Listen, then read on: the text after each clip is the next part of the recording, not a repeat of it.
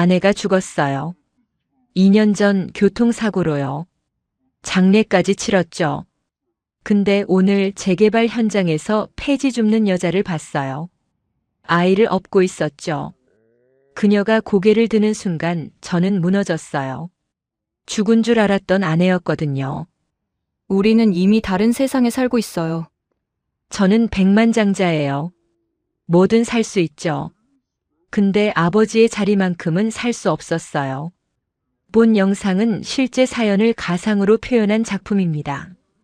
무료로 할 수 있는 구독과 좋아요를 눌러주시면 영상을 만드는데 힘이 됩니다. 시작하기 전에 어느 지역에서 듣고 계신지 댓글로 알려주시면 그곳으로 행복을 보내드리겠습니다. 이야기 시작하겠습니다. 안녕하세요. 저는 강태훈, 올해 45이에요. 사람들은 저를 성공한 사람이라고 불러요. 대기업 회장이고 돈도 많고 원하는 건 뭐든 가질 수 있죠. 근데 이상해요. 저는 매일 밤 텅 빈 집에서 혼자 술을 마셔요. 이 넓은 집이 왜 이렇게 춥기만 한 걸까요? 2년 전 일이에요. 제 아내 윤정이가 세상을 떠났어요. 교통사고였다고 했죠. 비서가 가져온 서류에는 사망 확인서가 있었어요. 저는 장례를 치렀어요. 아내와 3살짜리 딸 민서 둘 다요. 그날 저는 울지 못했어요. 눈물이 안 나오더라고요. 너무 갑작스러워서 실감이 안 났어요. 지금 생각하면 그게 벌이었나 봐요. 울 자격조차 없었던 거죠. 저는 가난한 집에서 태어났어요. 어릴 때는 밥을 굶은 적도 많았죠. 그래서 악착같이 살았어요. 돈을 벌기 위해서라면 뭐든 했어요. 정희를 만난 건 26살 때였어요. 저는 작은 회사의 말단 직원이었고 그녀는 옆 건물 식당에서 일했죠. 점심시간마다 그녀가 주는 따뜻한 국밥 한 그릇이 제 하루의 전부였어요. 우리는 결혼했어요. 정말 아무것도 없었죠. 월세방 단칸에서 시작했어요. 근데 행복했어요. 정희는 항상 웃었거든요. 당신은 꼭 성공할 거야. 나는 알아. 그녀가 그렇게 말할 때마다 저는 힘이 났어요. 그리고 정말 성공했어요. 작은 회사를 차려서 키웠고 그게 대기업이 됐죠. 저는 회장이 됐어요. 꿈에 그리던 자리였어요. 근데 이상한 일이 생겼어요. 성공할수록 집에 가기가 싫어졌어요. 회사 일이 바쁘다는 핑계를 댔죠. 야근이 많다고 했어요. 사실은 그게 아니었어요. 정이랑 있으면 불편했어요. 예전에 가난했던 시절이 떠올랐거든요. 저는 그 시절을 잊고 싶었어요. 정이는 변하지 않았어요. 여전히 소박했고 여전히 따뜻했죠. 근데 저는 그게 싫었어요. 왜 그랬을까요? 아직도 모르겠어요. 비서 서미경이 제 곁에 있었어요. 똑똑하고 세련되고 제가 원하는 모습을 갖춘 여자였죠. 저는 그녀에게 끌렸어요. 아내가 있으면서요. 정의가 알았는지는 모르겠어요. 아무 말도 안 했거든요. 그냥 점점 말이 없어졌죠. 웃지도 않았어요. 어느 날 집에 왔더니 정의가 없었어요. 민서도요. 저는 화가 났어요. 어딜 간 거냐고 왜 말도 없이 나갔냐고요. 근데 하루가 지나고 이틀이 지나도 연락이 없었어요. 그리고 일주일 후 비서가 서류를 가져왔어요. 회장님, 사모님과 아이가 교통사고로. 저는 그 서류를 읽지 못했어요. 손이 떨렸거든요. 장례를 치렀어요. 사람들이 많이 왔죠. 근데 저는 아무 느낌이 없었어요. 이게 현실인지 꿈인지 모르겠더라고요. 2년이 지났어요. 저는 여전히 회장이에요. 돈은 더 많아졌죠. 근데 매일 밤 이 넓은 집에서 혼자 술을 마셔요. 왜 이렇게 집이 넓기만 하지? 가끔 혼잣말을 해요. 대답하는 사람이 없으니까요. 정의의 물건은 다 치웠어요. 민서의 장난감도요. 근데 이상해요. 치워도 치워도 그녀의 흔적이 남아있는 것 같아요. 부엌에서 국 끓이던 뒷모습, 아이를 안고 노래 부르던 목소리. 저는 뭘 잃어버린 걸까요? 아내를 잃었나요? 아니면 그보다 더 큰 무언가를 잃은 걸까요? 내일은 재개발 지역 시찰이 있어요. 비서가 일정을 잡아뒀죠. 저는 아직 몰라요. 내일 그곳에서 제 인생이 완전히 뒤집힐 거라는 걸요. 아이를 업고 폐지를 줍는 여자를 만나게 될 거라는 걸요. 죽은 사람은 자유로워요. 아무도 찾지 않으니까요. 저는 윤정희예요. 올해 38살이죠. 2년 전까지 저는 대기업 회장의 아내였어요. 지금은 폐지를 주우며 살아요. 이상하죠? 어쩌다 이렇게 됐는지 이야기해 드릴게요. 남편 태훈이를 처음 만났을 때 그 사람은 아무것도 없었어요. 월세도 밀리고 점심도 못 먹는 날이 많았죠. 저는 식당에서 일했는데 그 사람이 너무 안쓰러워 보였어요. 그래서 국밥을 하나 더 퍼줬죠. 그게 시작이었어요. 우리는 사랑했어요. 진짜로요. 단칸방에서 라면 끓여 먹으면서도 행복했어요. 태훈이는 매일 밤 제 손을 잡고 말했죠. 정희야, 꼭 성공해서 좋은 집에서 살게 해줄게. 저는 좋은 집 같은 거 필요 없었어요. 그냥 그 사람이랑 같이 있으면 좋았거든요. 근데 사람은 변하더라고요. 태훈이가 성공하기 시작했어요. 회사가 커지고 돈이 많아지고 사람들이 그를 회장님이라고 불렀죠. 저는 기뻤어요. 그 사람이 원하던 거였으니까요. 근데 태훈이의 눈빛이 달라졌어요. 저를 볼 때 예전 같지 않았죠. 불편해하는 것 같았어요. 마치 오래된 옷을 보는 것처럼요. 집에 점점 안 들어왔어요. 회사 일이 바쁘다고 했죠. 저는 믿었어요. 아니, 믿고 싶었어요. 그러다 알게 됐어요. 비서 서미경이라는 여자요.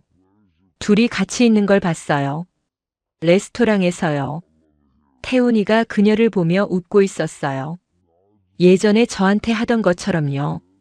가슴이 찢어지는 것 같았어요. 근데 울지 않았어요. 제 뱃속에 아이가 있었거든요. 민서가요. 저는 참았어요. 아이를 위해서요. 이혼하면 아이가 상처받을 거라고 생각했죠. 근데 더 무서운 일이 생겼어요. 시어머니가 저를 부르셨어요. 차갑게 말씀하시더라고요. 너 같은 여자가 우리 집안에 어울리지 않아. 그 아이도 마찬가지야. 그 말을 듣는 순간 저는 깨달았어요. 이 집에서 저와 민서는 짐이구나. 언제든 버려질 수 있는 존재구나. 며칠 후 서미경이 저한테 왔어요. 웃으면서 말하더라고요. 사모님, 조용히 떠나시는 게 좋을 것 같아요. 아이를 위해서라도요. 협박이었어요. 대놓고 하는 협박이요. 저는 무서웠어요. 이 사람들이 민서한테 무슨 짓을 할지 모르겠더라고요. 그날 밤 저는 결심했어요. 도망치자. 아이를 데리고 사라지자. 근데 그냥 사라지면 찾아올 거예요. 재벌의 힘으로 어디든 찾아내겠죠. 그래서 생각했어요. 죽은 사람은 찾지 않아. 저는 제 죽음을 꾸몄어요. 교통사고로 위장했죠. 아는 사람의 도움을 받았어요. 서류를 만들고 흔적을 지우고 저와 민서는 이 세상에서 사라졌어요. 쉽지 않았어요. 모든 걸 버려야 했거든요. 이름도 과거도 추억도요. 근데 민서의 얼굴을 보면 힘이 났어요. 이 아이만 지킬 수 있다면 뭐든 할 수 있었어요. 저는 세상에서 가장 낮은 곳으로 갔어요. 아무도 신경 쓰지 않는 곳이요. 거기서 폐지를 주우며 살기 시작했죠. 힘들었어요. 정말 힘들었어요. 근데 이상하게 마음은 편했어요. 더 이상 눈치 볼 사람이 없었거든요. 차가운 시선도 협박도 없었죠. 민서는 무럭무럭 자랐어요. 아빠가 누군지 묻지 않았어요. 저는 대답해 줄 생각도 없었고요. 당신은 아이의 아버지가 될 자격이 없어. 가끔 혼자 그렇게 중얼거렸어요. 태훈이는 듣지 못하겠지만요. 2년이 지났어요. 오늘도 저는 민서를 업고 폐지를 주우러 나갔어요. 재개발 지역이라 사람들이 많이 다니더라고요. 그때 검은색 고급차가 멈췄어요. 양복 입은 남자들이 내렸죠. 가운데 서 있는 사람을 보는 순간 저는 숨이 멎었어요. 태훈이었어요. 저는 고개를 숙였어요. 제발 못 보고 지나가길 빌었죠. 근데 발소리가 멈췄어요. 바로 제 앞에서요. 죽은 사람이 눈앞에 서 있었어요. 저는 강태훈이에요. 방금 전까지 재개발 현장을 시찰하고 있었죠. 비서가 이것저것 설명하는데 귀에 들어오지 않았어요. 그냥 형식적인 일정이었거든요.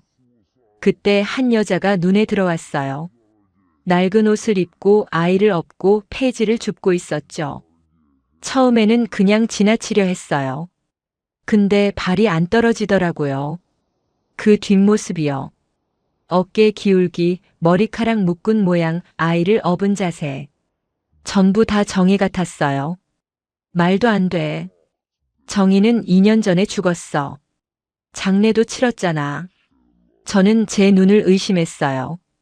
근데 몸이 먼저 움직였죠. 그 여자 쪽으로 걸어갔어요. 여자가 고개를 들었어요. 세상이 멈췄어요. 정이었어요. 2년 전 죽었다던 제 아내 윤정이가 거기 서 있었어요. 살아서요. 숨을 쉬면서요. 저는 아무 말도 못했어요. 입이 안 열리더라고요. 그냥 서 있기만 했죠. 정희도 저를 봤어요. 눈이 마주쳤어요. 근데 이상했어요. 그녀의 눈에는 아무 감정이 없었어요. 마치 모르는 사람을 보는 것처럼요. 정희야? 겨우 그 말을 꺼냈어요. 목소리가 떨렸죠. 정희는 대답하지 않았어요. 그냥 고개를 돌리더니 폐지를 든 채 걸어갔어요. 등에 업힌 아이가 저를 쳐다봤어요. 민서였어요. 제 딸 민서요. 2년 전에는 돌도 안 됐었는데 지금은 3살이 됐네요. 눈이 저를 닮았어요. 코도요. 분명히 제 딸이에요. 저는 무너졌어요. 다리에 힘이 풀려서 그 자리에 주저앉았죠. 눈물이 쏟아졌어요. 2년 동안 한 번도 못 울었는데 그날 저는 펑펑 울었어요. 비서가 달려왔어요. 사람들이 웅성거렸죠. 재벌 회장이 길바닥에 주저앉아 우는 모습이 이상했겠죠. 저는 신경 쓰지 않았어요. 그냥 울기만 했어요. 살아있었어. 정의가 살아있었어. 민서도 살아있었어. 기뻐해야 할까요? 근데 기쁘지 않았어요. 오히려 더 아팠어요. 왜 도망쳤을까요? 왜 죽은 척 했을까요? 저한테 한마디도 없이 왜 사라졌을까요? 아니, 저는 알고 있었어요. 대답을 알면서도 모른 척 했던 거죠. 제가 그렇게 만들었으니까요. 외도를 했어요. 아내를 무시했어요. 집에 들어가기 싫어했어요. 가족보다 회사가 중요했어요. 정의는 그런 저한테서 도망친 거예요. 아이를 지키기 위해서요. 저는 늦게야 깨달았어요. 제가 잃어버린 게 뭔지요. 그날 밤 저는 집에 돌아오지 못했어요. 그냥 차 안에 앉아 있었죠. 정희가 폐지를 줍던 그 골목 근처에서요. 새벽이 됐어요. 해가 떠오르기 시작했죠. 저는 생각했어요. 살아있어줘서 고마워해야 할까? 아니면 날 버려줘서 고마워해야 할까? 둘 다 아닌 것 같았어요. 그냥 미안했어요. 너무 늦게 미안해졌어요. 다음 날 저는 비서를 불렀어요. 정희 찾아. 지금 어디 사는지 뭘 하는지 다 알아와. 비서가 고개를 끄덕였죠. 며칠 후 보고서가 왔어요. 정희는 이 근처 쪽방에서 살고 있었어요. 낮에는 폐지를 줍고 밤에는 식당에서 설거지를 했죠. 민서는 어린이집에 다니고 있었고요. 재벌 회장의 아내가 폐지를 줍고 있었어요. 제 딸이 쪽방에서 자고 있었어요. 저 때문이에요. 전부 다 제 잘못이에요. 저는 결심했어요. 다 버리겠다고요. 회사도 돈도 전부요. 정희한테 용서를 빌겠다고요. 근데 과연 정희가 저를 받아줄까요? 그녀의 눈빛이 떠올랐어요. 저를 보고도 모른 척하던 그 차가운 눈빛이요. 저는 두려웠어요. 태어나서 처음으로 무서웠죠. 거절당하면 어떡하지? 영영 용서받지 못하면 어떡하지? 근데 가야 해요. 안 가면 평생 후회할 테니까요. 내일 저는 정희를 찾아갈 거예요. 무릎을 꿇어서라도 용서를 빌 거예요. 어떤 용서는 영영 오지 않아요. 저는 정희가 사는 쪽방 앞에 서 있었어요. 좁은 골목이었죠. 낡은 건물들이 다닥다닥 붙어 있었어요. 제가 사는 세상과는 너무 달랐어요. 문을 두드렸어요. 심장이 터질 것 같았죠. 문이 열렸어요. 정희가 서 있었어요. 뒤에서 민서가 고개를 내밀었죠. 엄마, 누구야? 민서가 물었어요. 저를 모르는 거예요. 제 딸이 저를 몰라요. 가슴이 무너지는 것 같았어요. 근데 당연한 거죠. 이 아이한테 저는 아빠가 아니었으니까요. 정희가 민서를 뒤로 숨기며 말했어요. 민서야, 방에 들어가 있어. 아이가 안으로 들어갔어요. 저와 정희만 남았죠. 저는 무릎을 꿇었어요. 차가운 시멘트 바닥 위에요. 정희야, 미안해. 정말 미안해. 말하면서 울었어요. 눈물이 멈추지 않았죠. 2년 동안, 아니 그보다 더 오래 묵혀둔 눈물이었어요. 정희는 아무 말 없이 저를 내려다봤어요. 눈빛이 차가웠어요. 예전에 따뜻하게 웃던 그 눈이 아니었죠. 다 줄게.